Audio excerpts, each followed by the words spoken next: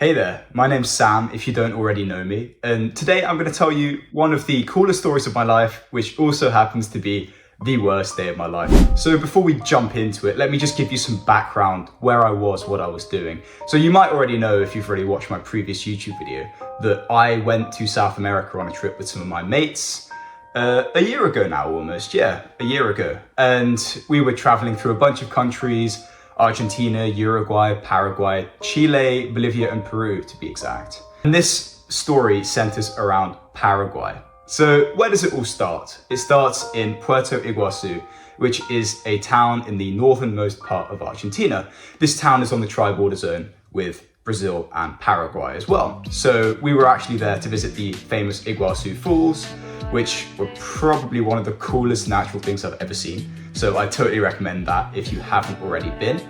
But this is where the story starts. We'd had a lovely couple of days in Puerto Iguazu. We had seen the Iguazu Falls from both sides actually. You can see it from the Argentinian side and the Brazilian side. If you're ever in that region of South America, you have to go and see it. Please, it's absolutely amazing. But okay, let's get to the story. So we'd seen the Iguazu Falls, and our next destination was actually in Paraguay. So we were driving from Puerto Iguazu, which is the northernmost point of Argentina. We were going to drive through Brazil and then turn westwards to go into Paraguay. Now, we were crossing into this Paraguayan city called Ciudad del Este. And this city, unfortunately, has a reputation for being quite crazy, quite chaotic, and relatively unsafe. And actually, incidentally, I hear from my South American friends that Paraguay apparently has a reputation for corruption as well. So this was all things that we had kept in mind as we were entering Paraguay. Now, we'd hopped on a bus from Puerto Iguazu. It drove us through Brazil, and we got to the border crossing between Brazil and Paraguay. Now, we were expecting the bus driver to stop at the border. We could get off, get our entry stamps, because obviously we needed them. We're not Paraguayan, so we needed to get an entry stamp to legally be allowed to be in the country of Paraguay. Now, to all of our amazement and shock and slight panic, the bus driver doesn't actually stop. He just drives straight past the border. And I just look at my friends, they look at me, and we're all like, shit, are we fucked? So we got to the bus terminal in Ciudad del Este. We were now in Paraguay, but we had no entry stamps. And we had to work out what we wanted to do. So there was one suggestion, which was that we would walk back to the border and get the entry stamps. But we thought, hey, that's probably a terrible idea, because then we're just offering ourselves up to the Paraguayan authorities. And if they decide that they don't want us in the country, they could just kick us back into Brazil. And then that would completely screw up the travel plan that we had if we weren't allowed to keep going through Paraguay. So we decided, okay, we're going to sort this problem out when we get to the next border crossing, the border crossing out of Paraguay. In hindsight, this was an absolutely terrible decision and was incredibly risky, but it made for a great story. So hey, fuck it. I forgot to mention earlier that we had already seen, I guess you call it some dodginess on the way into Paraguay. Our bus driver actually detoured from the route from the border crossing to the bus station. He drove in the, I think, completely opposite way to get to this roundabout, right? So we're going around the roundabout, and most people wouldn't want to hang around and stop in the middle of a roundabout, but the bus driver did exactly that. And why did he do that? He handed off some mystery package to a guy who was waiting in the middle of the roundabout. That was kind of interesting, and I have my suspicions as to what might have been inside that package. So obviously that contributed to the air of, I guess, uneasiness and stress that was surrounding our group at the time. So bringing it back to when we were in the bus station at Ciudad del Este, we've decided, okay, we're going to keep going with our planned journey and try and sort out the problem of the entry stamps later. So our next destination was a town called Encarnacion, which is in the southeast of Paraguay, and it's just on the border with Argentina as well. So our plan was to go to Encarnacion and then travel south into Argentina, into a city called Posadas. So we hopped on the bus. I think it was a 5-hour bus or something from Ciudad del Este to Encarnacion. And we were so lucky that the bus wasn't stopped by police, because if the police had got on the bus, asked us for our passports, and seen that we didn't have an entry stamp, we might have been screwed. Because, what if we got kicked out the bus, or taken to a police station, we would be in the middle of nowhere in Paraguay and we would have no idea where to go. So we were incredibly lucky that this bus journey was as smooth as it was. And we just smoothly got in one piece to Encarnacion. And when we got there, we hopped off the bus, hopped in an Uber and got to our Airbnb, which turned out to be really nice. And we actually had quite a chill night there, a nice day in Encarnacion. And then came the day when we were going to leave the city and go into Argentina across the border. So the 5 of us wake up that fine morning on the day that we're going to leave Paraguay. But our plan isn't actually to leave the country until later on that day. So we think, okay, let's go outside, have a walk and see what's going on. Now, to all of our surprise, we'd managed to perfectly time our time in Paraguay with Paraguayan Independence Day. So there was a massive parade going on outside. And we were like, wow, this is so cool. We've actually timed our trip to Paraguay perfectly. I mean, all of the fire engines, ambulances, police cars were out tooting their horns. Loads of school children were out holding flags in the parade. Basically, the whole city was out to view this. Like, it was a really important event. And I think we're really lucky that we were able to see this because it was really cool and none of us expected it. And it was actually a really nice start to a day that would only go downhill from here. So after our lovely time seeing this parade, we decide, okay, it's time to go and cross the border back into Posadas. So we head back to the Airbnb, grab all our bags and hop in a taxi to get to the bus station. So we get to the bus station, we've purchased our tickets, everything looks like it's going to be pretty smooth. So we hop on the bus and it starts driving down to the border between Paraguay and Argentina. This is where things start to get a little bit hairy. So first of all, there's loads and loads and loads of traffic out of Paraguay to go into Argentina, which means that the 5 of us are stuck on this really, really hot bus where we're getting really sweaty and stinky and just kind of hating the time. And we're all aware of the impending doom of having to cross the border without any entry stamps. So we're not feeling particularly happy in this moment and the mood is only going down. Unfortunately, that was probably the best of the worst for the day because it was only going to get much worse from here. Eventually, the bus got to the border between Paraguay and Argentina. And because we were a group of 5 with heavy bags, because we were traveling with what we had on our back through the continent, we got off the bus last and had to wait in a massive queue to get through the border. This was on the Paraguayan side, just to let you guys know. So we were meant to be getting our exit stamps to leave Paraguay. So we had to wait at the back of this massive queue in the baking sun. Like, this was so hot. This is something that the 5 of us just hadn't really experienced much before. And we definitely didn't want to do it with heavy bags and the clothes that we were wearing. We were all getting sweaty, hot, and really annoyed. So eventually we get to the passport office. And this is where things got especially hairy. Before we got up to the passport office, we had looked on Google Translate to see what entry stamps were in Spanish, or how you said it in Spanish. So apparently they're called sellas de entrada. So 2 of my friends walk up to the passport office and there's a woman sitting behind the counter who looks up as, expecting to see our passports. But what my 2 friends say is no tenemos sellas de entrada, which means we don't have entry stamps. The massive grin that this woman behind the counter gets on her face after she hears that, I think is pretty telling that this has probably happened to some people before.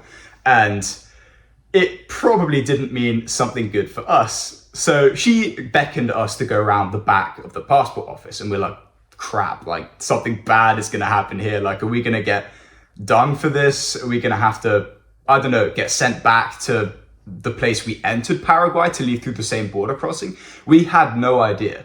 But pretty quickly, the solution was made clear. We were going to have to bribe our way out of the country because we didn't have any entry stamps. We were all just in a terrible mood. We were hot and sweaty and we just didn't want to have to put up with this because we were completely new to traveling in a foreign continent where we didn't have the correct things to even be in a country. And we were all pretty scared about what would happen. So we ended up having to pay $60 each to leave the country. And we never even got an entry or exit stamp from this. Initially, the price they were demanding was $100 each, but we managed to negotiate this down because we thought, bloody hell, 100 USD each is absolutely insane. So we ended up paying $60 each to the passport office. That's a combined total of 300 US dollars between 5 people, the 5 of us. And that's an absolutely insane sum just to be able to leave the country. Now, once we'd crossed the border, we actually found out that the regulated fee that they're meant to be charging people is only 20 US dollars each. So we had paid way too much money in a bribe to get out of the country. And we were all feeling really quite pissed off at this point. To make matters worse, the distance between the Paraguayan border crossing and the Argentina border crossing offices was quite a distance. Like, you couldn't just walk through it. You had to hop on a bus to get to the Argentinian side of the border crossing. But in all of the shenanigans that we'd just been through, in negotiating with the passport office to lower our fee for leaving the country, the bus that we had taken had driven off without us. And we were stuck between the 2 border crossings without any transport to get us to the other side. Now, I'd had a conversation with one of my good friends the day before, and he told me about the things that happen between those 2 border crossings on this bridge. So between these 2 border crossings, there's a bridge because it's across a river. And apparently there had been multiple shootings and just, it wasn't a particularly safe place to be. It was in no man's land, essentially. There wasn't really one state which had the authority to overlook this area, and they didn't really have an interest in it because it wasn't really their problem. So we were all getting a bit fidgety and just nervous, standing in this area which is meant to be really unsafe.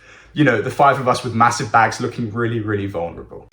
After probably about half an hour of waiting, another bus pulls up and we managed to get on it. So we were now on the bus to get to the Argentinian side. Now the bus was also really hot and cramped full of people, but at least we were on the way to just getting out of the border crossing. We were all just so done with it because this was just incredibly stressful as an experience. So we get to the Argentinian side, and like last time, we get off the bus last. We've got heavy bags. There's a large group of us. We all want to stick together, right? So we get off the bus, and the line on this side of the border crossing was 5 times worse than in Paraguay. So I think it probably took us a good hour to just get through the line and into the Argentinian border crossing. And by the time we get there, we're looking so disheveled, sweaty, and hot that, the Argentinian border guards must have been thinking, where have these guys been? They look absolutely dilapidated. So I get through all fine. They scan my passport. I get into the country. We all get through. But when my friend, who was last to leave the Argentinian border office, left the building, apparently one of the Argentinian border guards gets a spray can bottle of deodorant and sprays it around the room because we were so stinky. So that's just going to tell you how hot and uncomfortable we were in this situation. So we leave through the exit and we have to wait on the other side to hop on a bus to get to the bus depot in the Argentinian city of Posadas. Within, say, 5 minutes or something, a bus pulls up next to us and we try to get on. We'd already bought bus tickets for exiting Paraguay, so we show these to the bus conductor. But it turns out that we can't actually get on this bus because the tickets that we'd bought in Paraguay were exclusively for the buses run by the Paraguayan service, and this bus was run by the Argentinian service. So we couldn't get on this bus and we were just stranded just outside of the Argentinian border office at the border crossing. So the bus drives off without us. And then the next bus comes up. So we get on the bus, show our tickets. No, we're waved away because this is also an Argentinian run bus. And we're all getting really annoyed at this point because this border crossing has taken multiple hours. We're all caked in our own sweat and really sweaty and disgusting. We just want to get on the bus from Posadas to Buenos Aires, which was our next destination. But the next bus came, it was run by an Argentinian service. And then the next bus came and it was also run by an Argentinian service. So there was just no Paraguayan bus that was coming that we could get on. We were easily waiting for at least an hour, if not more, until we just decided, hey, why don't we just buy a ticket to get on the Argentinian bus? Now, I don't know why we didn't decide to do this earlier. It was really stupid, but I don't think that any of us were quite operating functionally in our brains because we were so stressed and annoyed and just uncomfortable that, damn, we just wanted to get out of there. So eventually the next Argentinian bus pops along. We say, hey, okay, can we buy some tickets for the bus. So we hand some cash, some Argentinian pesos, and get on the bus, and we get to the Posadas bus depot. And we were all like, oh my God, finally we can sit down in a place which has some shade. We're all like really sunburned at this point as well. We just want to get on this bus to Buenos Aires and just sleep on it, because this is a night bus to Buenos Aires. So we wait in the Posadas bus depot for, I'd say, an hour or two before we can get on the bus. So eventually we get on that bus from Posadas to Buenos Aires. We get into our seats and we're like, finally, we can just breathe a massive sigh of relief because we've got through that border crossing. It's been a stressful day and finally we can relax. Or so we thought. So the bus is driving, it's the night, I've gone to sleep, I've got my eye mask on, I've reclined my chair, like I'm really comfortable and I'm ready to just sleep and wake up when we get to Buenos Aires the next morning.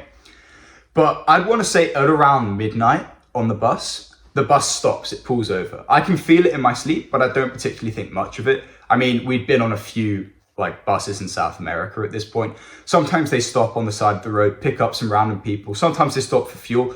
I wasn't particularly worried about it this time, but I probably should have noticed that something was up, because outside, when I looked out the window, there was nothing around. It was just the middle of nowhere. We were surrounded by a whole bunch of fields, basically. A whole bunch of fields and this isolated road that we were driving along southwards. And suddenly the massively bright white lights on the bus come on and we're like, okay, well, there's definitely no way we can sleep now. And we hear clunk, clunk, clunk coming up the stairs of the coach. We're sitting on the second, like the top level. And up the stairs comes this Argentinian police officer or army officer, I can't quite remember. But he's also carrying a massive gun. And we're like, okay, this isn't good. Just to add to our day at midnight, this guy with a massive gun comes on the bus. So he walks to the back of the bus, asks for identity documents, passports, and checks through like people's luggage to make sure they're not carrying anything illegal. And we're like, shit, okay, so if he asks us where we've come from, we don't actually have any Paraguayan entry or exit stamps. So it probably looks like we're lying and makes us look really sus. And we're like sweating in our seats. We're like, what the fuck do we do? So eventually the officer gets to where we're sitting. He says, yeah, can I have your passports, please? So I'm actually the first one to give my passport over. I hand him my British passport and he's like, okay, where did you come from? I say, okay, yeah, we were just coming from Paraguay through Posadas to get to Buenos Aires. So he looks through my passport, checks my photo, I look similar to how I look in my passport, so that's all good. And then he starts looking through the pages where you're meant to get entry and exit stamps. He's looking for a Paraguayan entry and exit stamp from the last few days, but obviously he can't find one because we couldn't get one. They never gave us one when we left the country. So he's flicking through it again and he's like, okay, this is weird. He asks for another one of my friend's passports, can't find that stamp either, and asks for another of my friend's passport, can't find that stamp either. So he's like, this is very weird. He asks us again, are you sure you came from Paraguay? We're like, yes, we did. We probably should have mentioned the whole fiasco with the entry and exit stamps, but we didn't really feel like telling an Argentinian army officer that we'd bribed our way illegally out of Paraguay. So he ends up saying, okay, guys, I'm going to take all 5 of your passports and get off the bus. I'll be back in a few minutes. And he just turns around, leaves, walks down the stairs and leaves the bus. And we were all sitting there like, fuck. Like, he's got all our passports. All of us brought a singular passport to South America. And if he doesn't come back with these, we're stranded with 0 passports in a completely foreign country in a foreign continent. In some ways, we were more worried now than we'd been at any other point throughout the day. Because at least in Paraguay, we had passports showing where we came from, even if we didn't have an entry or an exit stamp. We could explain that the bus driver didn't stop, and perhaps the Paraguayan police officer could have, taken some pity on us, or at least understood. But if we had no identity documents, we would be screwed. We would immediately be taken to some kind of a police office and probably interrogated and detained. So we're sitting there sweating, like, what if this guy doesn't come back with our passports? Luckily, after probably 15 minutes of like really nervous waiting, which probably felt more like an hour, this guy gets back on the bus. We hear the clunk, clunk, clunk coming up the stairs. And we're like, okay, what's he gonna say? Like, is he gonna tell us to get off the bus and come with him? Because we were in the middle of nowhere in Argentina. We'd have no idea how to get to Buenos Aires from there. Luckily, he comes up to us, gives us all back our passports. He doesn't even say a word. He just makes one gesture at us. And it makes us realize how lucky we are that we just haven't been stiffed by this guy. He goes like this. Like, guys, you're on thin ice. That was a 50-50. I'm gonna let you off the hook now, but make sure it doesn't happen again. Oh my God. I think my adrenaline was like coursing through my veins. My heart was pumping so fast. When I got my passport back, I don't think I've ever felt so relieved in my entire life. Like, that moment saved our entire trip. So the guy gets off the bus keeps driving. I mean, obviously I can't like go back to sleep. I'm so wired at this point because I've probably just had one of the most stressful days of my life, and we've managed to get through somehow. Looking back on it now, I mean, it's one of the coolest stories I have to share, but at the time, oh my God, that was a rough day. Nevertheless, those are the kinds of stories that, you know, build your character and make you into an even stronger person than you were. So I'm really grateful that I had that experience, but wow, it was quite something. Please let me know if you enjoyed this story because I have plenty more stories to tell. And, you know, if you drop a like, drop a comment saying if you enjoyed it, I'll gladly tell you some more stories from my travels. And hey, feel free to subscribe if you really enjoyed the video, and I'll see you next time.